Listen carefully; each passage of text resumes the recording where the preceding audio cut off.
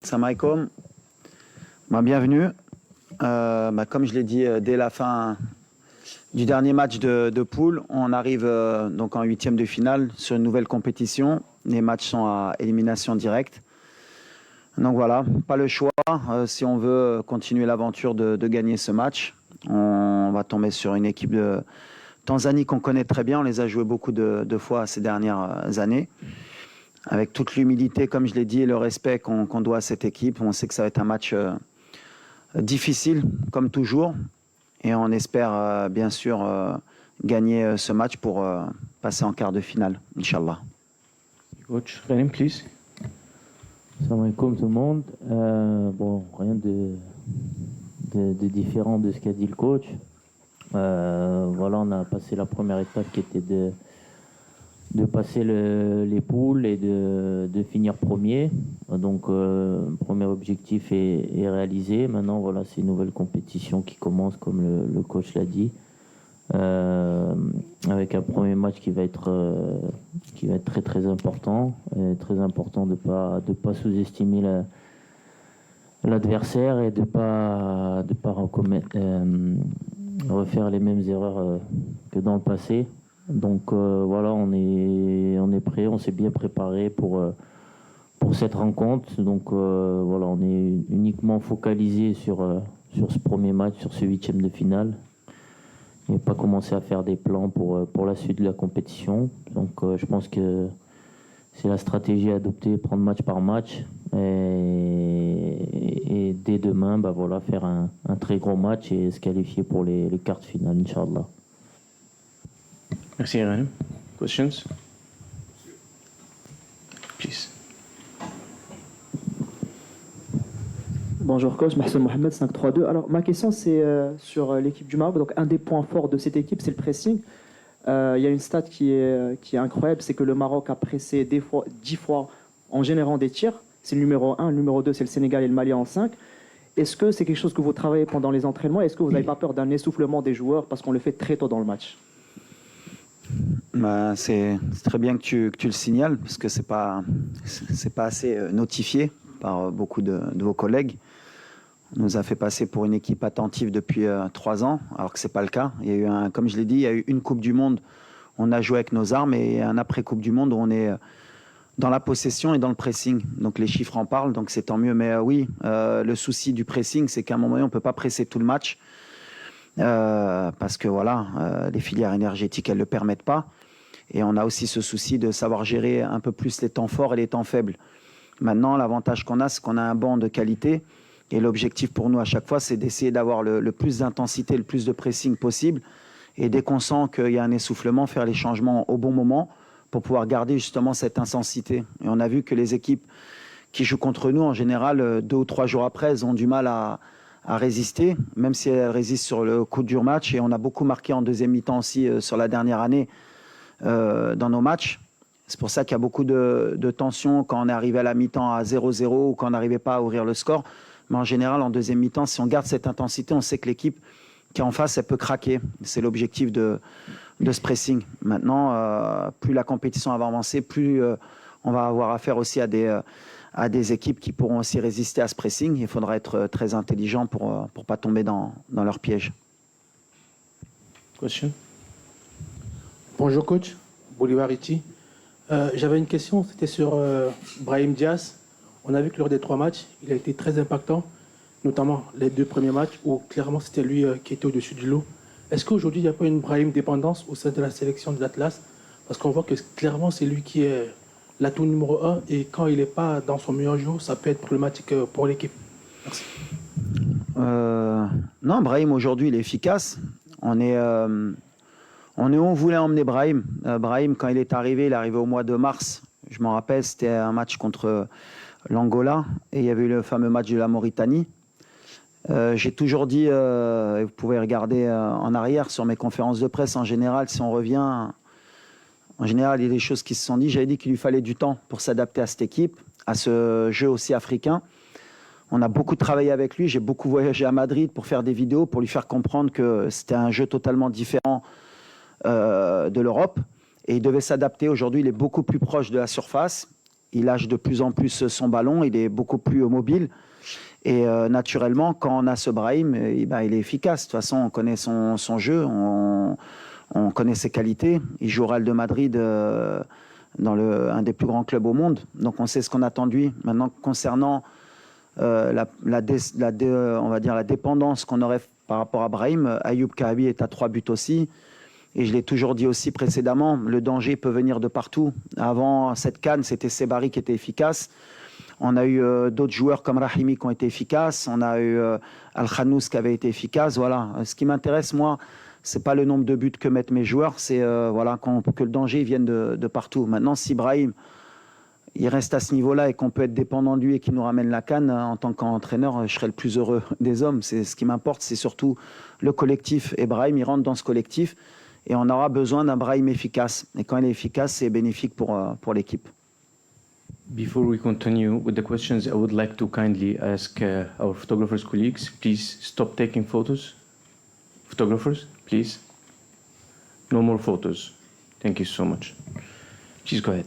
Bonjour, Moustapha Menjaoui à l'AFP. Ma question est pour Roman. Est-ce que tu peux nous dire un petit peu sur ton état de santé? Est-ce que tu es prêt pour jouer demain ou... Mon état de santé, ça va mieux, beaucoup mieux. J'ai beaucoup travaillé depuis que je me suis blessé, dès le lendemain. Travaillé physiquement, psychologiquement aussi, parce que une blessure qui arrive à ce moment de la compétition, c'était pas très très évident, mais il fallait rester positif déjà pour moi-même et pour le groupe aussi, parce que voilà, c'était important d'être présent pour l'équipe et d'avoir un rôle aussi à jouer dans le groupe en tant qu'ancien de cette équipe et toujours avoir les mots justes pour le groupe quand ça va un peu moins bien ou même quand ça va bien de pas trop s'enflammer. Donc aujourd'hui ça va mieux. Je commence à retrouver de bonnes sensations. Voilà, le plus important c'est de revenir pour moi à 100% pour pouvoir aider l'équipe si besoin. Mais voilà, aujourd'hui la priorité c'est le groupe et voilà, peu importe que je sois là ou pas, le plus important c'est que l'équipe performe. Et voilà, après c'est à moi de me tenir prêt, donc on ne sait pas à l'avance qui va jouer, ça je peux le garantir. Donc, mais voilà, moi je suis content de ma rééducation jusqu'à présent. Et puis voilà, pour le reste, vous verrez bien. Hein.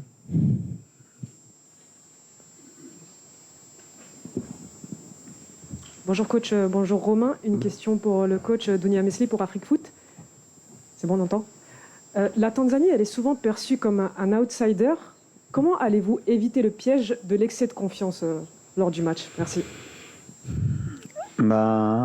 Avec l'humilité, depuis le début de la compétition, j'ai dit que ça devait être, en tout cas pour nous, le Maroc, pour le staff et pour les joueurs, en tout cas, la CAN de l'humilité. Voilà, tout le monde nous donne favori. Tout le monde dit que si le Maroc ne gagne pas la CAN, c'est un échec. Si le Maroc ne gagne pas facilement, c'est un échec. Et moi, mon travail à moi et à mon staff, et aux joueurs aussi, aux cadres, aux leaders, c'est ce que je leur dis au quotidien, c'est de garder les pieds sur terre et de se rappeler pourquoi le Maroc n'a pas gagné la CAN depuis 50 ans. Et la CAN, on ne l'a pas gagnée depuis 50 ans parce que je pense qu'à un moment donné, on a manqué d'humilité à chaque compétition. Et donc, il ne faut pas qu'on tombe dans ce piège. Ça va jouer que sur ça. Donc, on va rester les pieds sur terre. On va respecter cette équipe de Tanzanie qui s'est qualifiée et qui est souvent là, en Coupe d'Afrique ou en qualification. C'est une équipe aussi qui grandit dans son football. Ils ont développé leurs infrastructures, ils développent leur championnat avec 2 gros clubs. Ils ont des joueurs locaux qui sont très bons, qui ont l'habitude de jouer en Afrique. Et rien que pour cela, demain, ce ne sera pas un match facile, comme contre la Zambie, comme contre les Comores. J'ai toujours répété qu'il n'y avait pas une équipe facile, même si on ne me croit pas. Donc voilà, nous on va jouer avec nos moyens, avec notre force, avec ce qu'on a fait depuis longtemps pour ne pas leur laisser justement l'espoir de pouvoir créer la surprise. Après, on est chez nous, on va jouer devant pratiquement 68 000 spectateurs et c'est un match à élimination directe. Et un match à élimination directe, heureusement ou malheureusement, tout est possible. C'est comme un match de coupe. Alors au Maroc, on a la Coupe du Roi, la Coupe du Trône plutôt, Kass al-Arch chez nous, la Coupe du Roi en Espagne, la Coupe de France. En Angleterre, on voit les surprises, il y a toujours des surprises. À nous de faire en sorte que demain ait pas une chance pour cette équipe.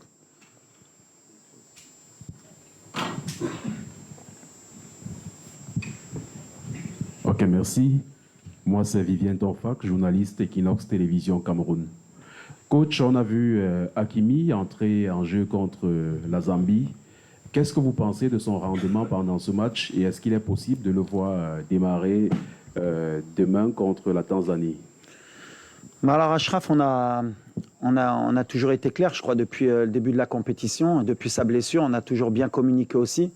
L'objectif qu'on avait avec Achraf, c'était de le faire monter en puissance par des entraînements bien sûr et le faire entrer en compétition au bon moment. Donc voilà, il est rentré une demi-heure contre la Zambie, un peu aussi dans un score qui était dans un bon confort pour lui pour rentrer, sans qu'il prenne trop de risques. Physiquement, maintenant, il est prêt. Voilà, il ressent plus rien de sa blessure. Donc, il est apte à postuler pour le match de demain. Après, c'est à moi, comme j'ai dit, de prendre la décision. Il aurait pu jouer un peu le premier match, un peu le deuxième match. J'ai pris la décision de le préparer parce que je voulais quelqu'un à 100%. Et aujourd'hui, on a le luxe, en tout cas aujourd'hui, de pouvoir se permettre, à un moment donné, d'avoir pu se permettre de ne pas pouvoir faire jouer Hakimi, au moins pour les 2 premiers matchs. Maintenant, voilà, on arrive dans la vraie compétition. Et aujourd'hui, voilà, on va réfléchir encore à ce soir, mais Hakimi, il est disponible. Coach, Ilyes Ramiel pour le brief.ma. On sait que les pénaltys, on a eu beaucoup de mal en Coupe d'Afrique. Ça nous a réussi en Coupe du Monde. Et en Coupe d'Afrique, je pense à notamment celui de Hakimi ou Ziyech qui est remonté un peu plus loin. J'aimerais savoir si cette CAN, vous allez le travailler un peu plus que d'habitude, surtout que les équipes vont probablement jouer le temps jusqu'au tir au but. Merci beaucoup.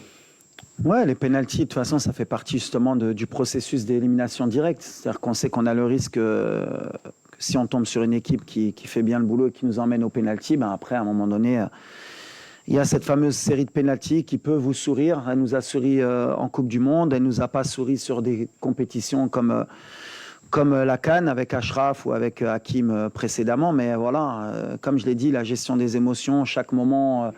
Rahimi, il n'avait jamais loupé de pénalty. Premier match, il loupe. Ayoub, il loupe rarement ses pénaltys. Ça, après, voilà, on peut les travailler comme on veut et on les travaille, nous, souvent à l'entraînement avec des challenges. Voilà, il n'y a pas de vérité. L'essentiel, c'est pour nous, comme je l'ai dit aux joueurs, c'est de faire le boulot pour qu'on n'arrive pas à cette fameuse série de pénaltys. Mais si on doit arriver à cette fameuse série de pénaltys, c'est d'arriver en confiance aussi. Voilà, l'équipe adverse aussi, elle prend un risque avec nous d'arriver aux séries de pénaltys, d'avoir le meilleur gardien du monde en face sur les séries de pénaltys. Donc voilà, donc on n'est pas sur des choses où on panique à se dire si on va au pénalty. Si on va au pénalty, on ira au pénalty. Je l'ai dit depuis longtemps, cette compétition, il faudra peut-être se préparer à un moment donné à aller au pénalty. Et il faut le mettre dans la tête que voilà, cette compétition, elle se gagne peut-être à la dernière minute au pénalty. Il y a tous les scénarios possibles. Maintenant, bien sûr, on espérerait éviter d'aller jusque-là parce qu'on sait que c'est un peu pile ou face. Bonjour, Gnouli Adam. Coach, ma question concerne Hamza Igaman. C'est un joueur qu'on attendait beaucoup avant la compétition, mais qui malheureusement a subi une blessure et qu'on n'a pas tout de suite vu. Est-ce qu'on pourrait revoir son retour bientôt sur la pelouse avec l'équipe? Hamza, un peu comme pour Achraf, voilà, c'était pas un défi ou un challenge. On connaissait son indisponibilité. Voilà, on a beaucoup échangé avec les staffs médicaux et de Lille et du Maroc. Et aujourd'hui, voilà, il s'est rentraîné normalement cette semaine. Il revient bien. Maintenant, est-ce qu'il est à 100% pour débuter un match? Est-ce qu'il a que 20 minutes? Est-ce qu'il a que 10 minutes? On verra. En tout cas, voilà, comme je l'ai dit, la chance qu'on a, c'est qu'aujourd'hui, on a beaucoup de profils d'attaquants. On a un attaquant qui est en pleine confiance, qui est Ayoub. Et le fait de pouvoir compter aussi sur Hamza sur le reste de la compétition, c'était aussi mon objectif, d'avoir un profil différent. Donc est-ce qu'il peut débuter demain? Est-ce qu'il peut rentrer? On verra. Ça dépendra aussi du match, ça dépendra aussi de beaucoup de choses. Mais en tout cas, voilà, il évolue bien. On est dans notre timing. On savait qu'il pouvait revenir sur la deuxième partie. Donc pour le moment, on est en train de réussir notre challenge. Et pour Achraf et pour Hamza. Donc je suis content. Je tiens à féliciter aussi le staff médical de notre équipe parce que voilà, l'équipe nationale, c'est pas qu'un coach, c'est pas que des joueurs. Il y a des gens qui travaillent tout autour de l'équipe. Et le staff médical en fait partie. Ils ont bossé jour et nuit pour que Hamza il soit prêt en temps et en heure. Bonjour Romain, Nasreddin Nasri, la Nouvelle Tribune Canal+. Vous êtes sur une dynamique très positive. Le coach parle souvent d'humilité. Qu'est-ce que vous dites entre vous pour ne pas sous-estimer l'adversaire? Et je voulais avoir aussi ton avis sur la CAN tous les 4 ans. Merci. Ben, comme l'a dit le coach, il faut faire preuve d'humilité. Et comme j'ai dit au tout début, malheureusement, dans le passé, on a eu certains déboires parce que on en a peut-être manqué à un moment donné où on s'est fait éliminer de la compétition par des équipes qui étaient censées être footballistiquement inférieures à nous. Et parce que on n'a pas fait forcément ce qu'il fallait pour passer et on se fait surprendre et après c'est des désillusions et des désillusions et au contraire on a eu des moments où ça n'a pas été le cas et on a réussi à faire de grandes choses aussi.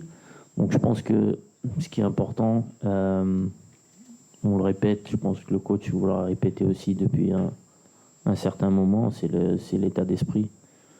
Il n'y a pas à calculer, je pense qu'aujourd'hui je ne vais pas dire qu'on s'en fout un peu, mais c'est le cas. Peu importe l'adversaire, le principal, c'est nous. Et les ingrédients qu'on va mettre chaque match pour aller au bout. Donc, il faut avoir le même état d'esprit, que ce soit peu importe l'équipe qui va se dresser contre nous. Je pense que le mental et la discipline qu'on va mettre chaque match, ça fera la différence parce qu'après les qualités footballistiques, je pense qu'on les a. On a des joueurs de grande qualité qui jouent dans les meilleurs championnats, que ce soit en Europe, en Afrique, même en Asie. Donc le plus important, c'est d'être prêt à partir du moment où on va être prêt mentalement, à sacrifier. Le football, on sait jouer au foot, je pense que ça, c'est indéniable quand on voit les joueurs qu'on a. Donc, ça, c'est l'aspect où on insiste le plus, nous, les cadres, surtout auprès des jeunes, parce que voilà, pour beaucoup, c'est une première CAN, c'est une première CAN aussi qui est au pays. Donc, ça peut être à la fois un peu de stress ou aussi de l'insouciance de ne pas savoir ce que représente la Coupe d'Afrique, encore plus au Maroc. Donc c'est important de garder ce message-là. Et on l'a vu sur le dernier match où on a été plus consistant pendant les 90 minutes. Et au final, voilà, je pense que nous, on a pris du plaisir. Les gens qui étaient au stade ont pris du plaisir. Et au final, à la fin, tout le monde était content. Donc c'était le principal. Et après, concernant la CAN, c'est vrai que ça va faire un changement parce qu'on est habitué à des CAN tous les 2 ans. Après, je pense que d'un point de vue aussi individuel, au niveau des joueurs, ça peut être quelque chose de bien aussi vis-à-vis des clubs. On sait que pour certains, ça a souvent été un frein dans leur carrière.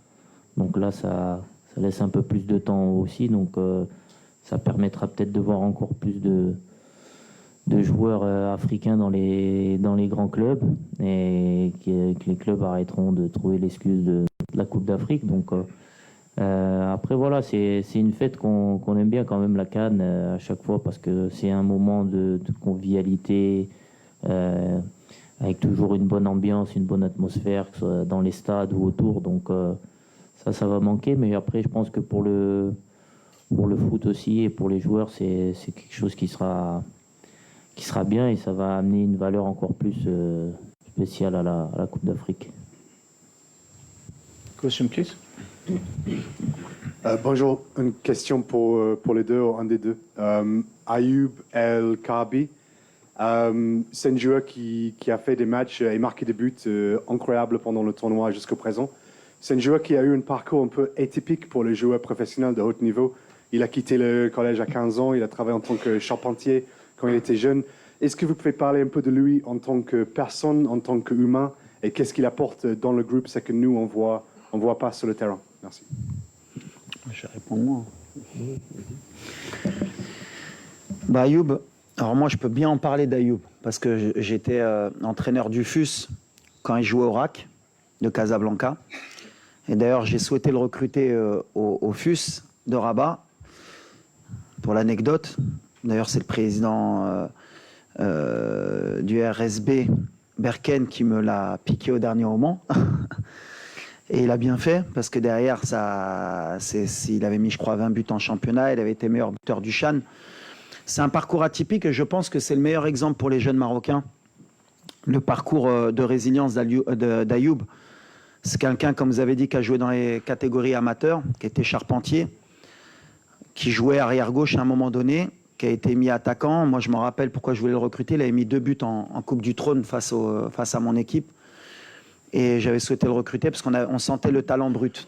C'est quelqu'un qui a eu des hauts et des bas et qui n'a jamais abandonné. Et Ayoub, par exemple, c'est quelqu'un que je n'ai pas appelé pour la Coupe du Monde en 2022 alors qu'il avait fait les qualifications. Et il n'a rien dit. Il s'est battu, il a retravaillé, il a fait des bons choix de club.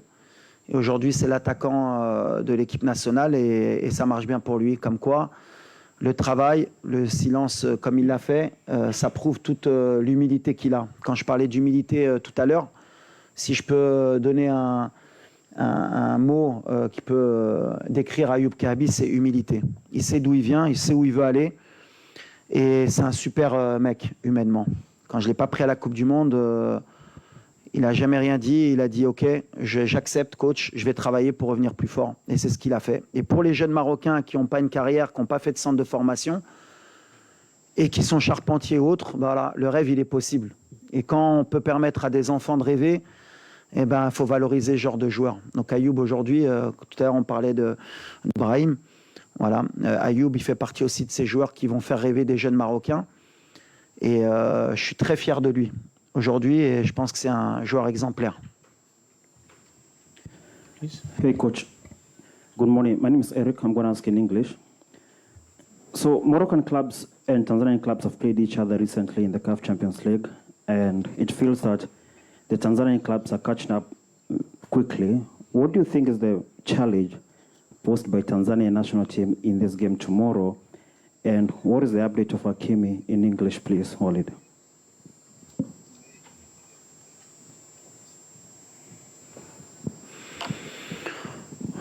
I don't know what can happen tomorrow, but we respect a lot this team. The club, it's the club. National team is different. Different spirit, different challenge. And what I said before is we'll to respect Tanzania. Every game we play against them is difficult game, tough game. And tomorrow, I think, is a same opponent team, fighting spirit. Maybe we defend a lot, small space, lot of counter-attack with Mzuva or Samata. Who is waiting set pieces about this. And we need to be careful about your national team. I respect a lot Tanzania national team. I come to see the final against Berken and Simba. You have a different player because the team is playing the CHAN. You have only 4 players is playing. You have 8 players is play outside of the country. And it's different team, but also we want to play same like before and to win this confrontation, inshallah. Last question to the coach, and then we're going to take 2 questions to Ghanem Saiz, please. Go ahead.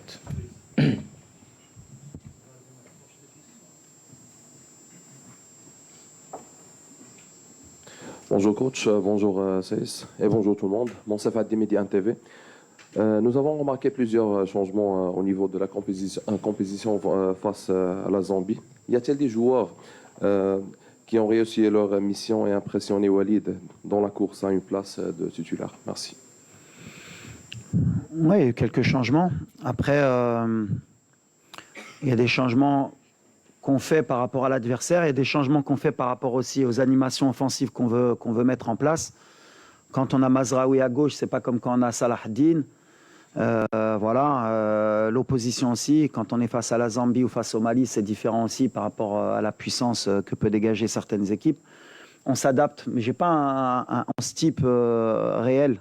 Bien sûr qu'il y a des cadres qui sont souvent là. Il y a des joueurs aussi sur qui je compte énormément et qui ont ma confiance depuis très longtemps et qui m'ont rarement déçu aussi. Mais voilà, aujourd'hui on a un effectif, en tout cas j'ai un effectif à disposition qui me permet de pouvoir faire des changements d'un match à l'autre. Il y en a qui gagnent des points, il y en a qui en perdent, il y en a qui peuvent revenir, il y en a qui peuvent ne pas revenir. C'est après la compétition aussi qui décide. Et aujourd'hui, voilà, on n'a plus le temps aussi de faire beaucoup d'essais ou de tenter des choses. On est sur nos certitudes, on est aussi sur beaucoup de résultats positifs depuis 1 an et demi. Donc voilà, on a eu beaucoup de scénarios avec des fois des Seibari à gauche, parce qu'à un moment donné, c'est vrai que la critique, elle est aussi bénéfique. Voilà. Dire que Seibari ne peut pas jouer à gauche, les derniers matchs, quand il avait joué à gauche, il avait marqué des buts. Je ne suis pas adepte de quand il y a un match qui se déroule pas bien au niveau du résultat pour dire que tout va mal. Si on avait suivi Brahim, à un moment donné, la question de Brahim, c'est pas un joueur de couloir, c'est un joueur qu'il faut positionner numéro 10. Quand il est numéro 10, aujourd'hui, c'est le meilleur joueur de la CAN. Et comme par hasard, il joue à droite. Mais comme par hasard, comme ça se passe bien pour lui, Brahim, aujourd'hui, c'est trop facile de pouvoir juger les choses comme ça. Moi, je vois plus le côté technico-tactique. Aujourd'hui, on a des armes. On peut jouer avec Abdé, on peut jouer avec Isma à gauche, on peut jouer même avec Talbi, on peut jouer avec Ben Seguir, qui des fois est au milieu, mais qui peut jouer à gauche. On peut jouer avec Mazraoui arrière-gauche, on peut jouer avec Salah Din, on peut jouer avec Massina, qui à un moment donné, quand il était venu, non, mais c'est un arrière-gauche, je ne peux pas jouer défenseur central, mais aujourd'hui, il est défenseur central et ça se passe bien.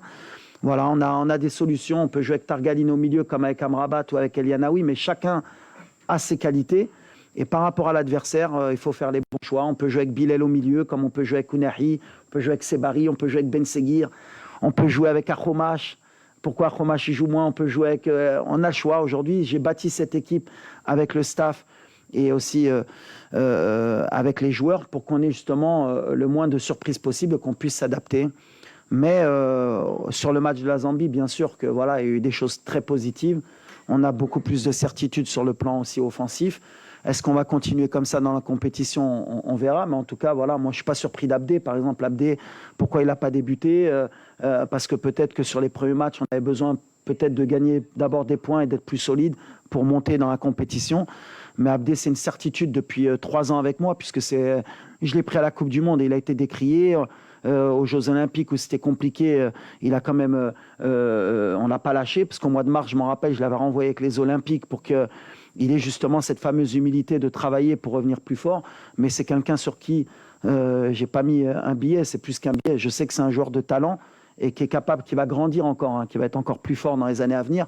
Mais voilà, qu'il fallait faire évoluer, tout comme Bilal, tout comme Ilyes, tout comme Talbi. On a des jeunes joueurs qui arrivent, tout comme Akhomash. Mais il faut les accompagner avec des anciens pour qu'ils comprennent ce que c'est que l'équipe nationale, l'importance que c'est que de jouer pour l'équipe nationale, et par rapport à leur talent aussi, parce que souvent quand on est jeune, on veut démontrer beaucoup de choses vis-à-vis du public, qu'ils comprennent que la priorité, c'est d'abord de jouer pour l'équipe nationale. Et après, dans leur qualité, de les démontrer, de les appliquer pour qu'ils puissent briller en équipe nationale. Mais aujourd'hui, moi, j'ai le choix du roi, on va dire. J'ai un effectif, j'ai 28 joueurs aujourd'hui, puisque Romain est en train de revenir, Igamen est en train de revenir. Donc à l'arrivée, sur 28, j'en ai 11 à poser, donc il y en a 17. Si on retire les gardiens, ça fait 15 qui peuvent jouer. Et à chaque fois que je mets mon équipe, quand je regarde ceux qui sont sur le banc, et je les appelle les changements de jeu, les playmakers qui peuvent changer l'équipe, je leur dis que les 11 qui sont là, ils pourraient très bien débuter. Mais c'est pas faux. Merci coach. Last 2 questions to the player number 6 of Morocco, Ghanem Saïs, please. السلام عليكم. محمد بتاح من قناة العيون. قبل أن أطرح السؤال لدي رسالة بسرعة كلفت بها من طرف الجماهير بمدينة العيون رغم بعدها عن المنتخب لكنها تساند وتتفاعل مع كل لحظة مع المنتخب الوطني وهم وراءكم يعني في السراء والضراء فقط انتصارات فقط تحديات ونتمنى لكم التوفيق. أما السؤال لأن الكثير من الزملاء أنهم طرحوا الأسئلة فيما يخص التكتيك الإحصائيات لأن المنتخب التنزاني بين المنتخبات اللي لعبنا معها في أكثر من مباراة في المجموعات وما عنده ما يخسر. شنو الطريقة إن شاء الله باش نلعبوا باش نحققوا الأماني لأنه خروج المغلوب اللي وصلنا له الآن هو أصعب مرحلة وإضافة إلى ذلك ما هي الرسالة توجهها للجماهير اللي ما هي في الملعب اللي أمام الشاشات وتتفاعل مع المنتخب في كل لحظة وفي كل لقطة. Madame, please. Ouais, c'est pour toi. Je sais pas. En gros que le public il vient de la ville de Laayoune, que là-bas ils nous souhaitent bonne chance et qu'ils sont derrière nous, que le public est derrière nous, et que là on va jouer la Tanzanie et que voilà ils ont rien à perdre et que nous on a tout à perdre, donc comment on va gérer ça? Voilà. Non, bah déjà, on a la chance d'avoir des supporters aux quatre coins du monde, j'ai envie de dire. Donc ça, c'est une force pour nous. Après, voilà, c'est comme on l'a déjà dit, on sait qu'on est favori dans ce match. Mais comme l'a dit le coach, comme je l'ai dit aussi, il faut qu'on aborde ce match avec beaucoup d'humilité, beaucoup d'envie. Et c'est pas de se focaliser sur l'adversaire, mais uniquement sur nous-mêmes et sur les ingrédients qu'on va mettre pendant ce match pour aller se qualifier en quart de finale. Donc je pense que aujourd'hui on a tous conscience de l'enjeu de cette CAN au Maroc. Et voilà, on a un objectif qui est clair et précis. Et demain, voilà, on a un prochain obstacle qui est la Tanzanie. Et on va tout faire pour franchir cet obstacle en proposant un beau jeu et en ayant la bonne attitude sur le terrain pour montrer les valeurs qui sont les nôtres et qui nous animent depuis un petit moment et depuis le début de la compétition, même si au début on a été un peu critiqué, mais voilà, on a confiance pour ce match de demain et voilà, Inch'Allah, ça va bien se passer et puis on va passer en quart de finale. Last question to the player, please. To the player. Okay.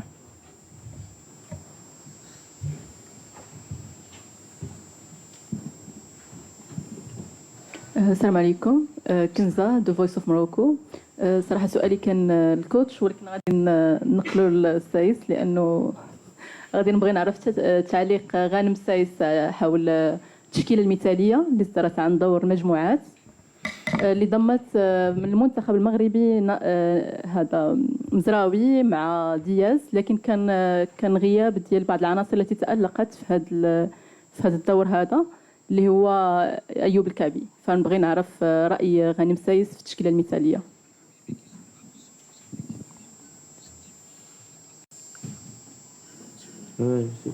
J'arrive, ça marche pas.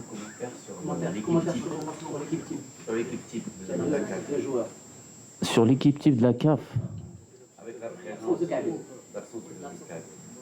Ah, non, mais ça, c'est. Chacun fait son équipe type. Si on prend une équipe type et qu'on gagne la CAN. Ouais, exactement. Je pense que l'équipe type, ça dépend. La CAF va en faire une.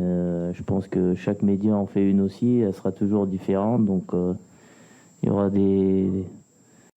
toujours des absents, peut-être des gens qui seront toujours là. Le plus important, c'est pas l'équipe type, mais c'est qu'on remporte le trophée. Donc, je pense que tout le monde ici aimerait avoir 11 Marocains dans l'équipe type, mais je suis pas sûr que ça sera le cas. Je sais pas si c'est déjà arrivé dans l'histoire du foot qu'une équipe ait tous ses joueurs dans une équipe type.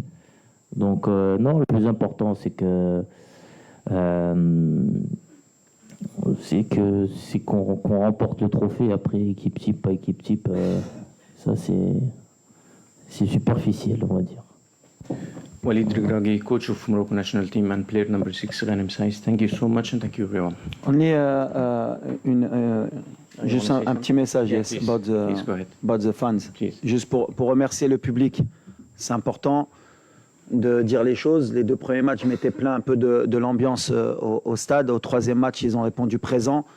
Et les joueurs l'ont ressenti et me l'ont fait savoir. Donc voilà, on remercie vraiment nos supporters. On sent qu'ils sont derrière nous.